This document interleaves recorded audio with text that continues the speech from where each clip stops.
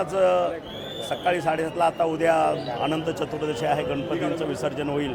आज मला संधी मिळाली, आज वेळ मिळाला, मी सकाळ आज सपत्नीक दगडूशेठ हलवाईंचं दर्शन घ्यायला आलो। अतिशय चांगल्या पद्धतीने ह्या ठिकाणी हा उपक्रम राबवला जातो।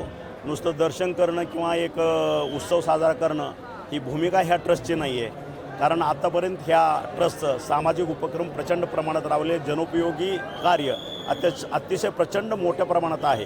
त्याबद्दल मी ह्या सर्व ट्रस्टींचं, इथल्या अध्यक्षांचं मनापासून महाराष्ट्र शासनातर्फे त्यांचं अभिनंदन करतो, त्यांना धन्यवाद देतो आणि आपली अशीच सेवा भविष्यातसुद्धा कार्यरत राहावी ही त्यांना नम्र विनंती करतो, नम्र आव्हान करतो।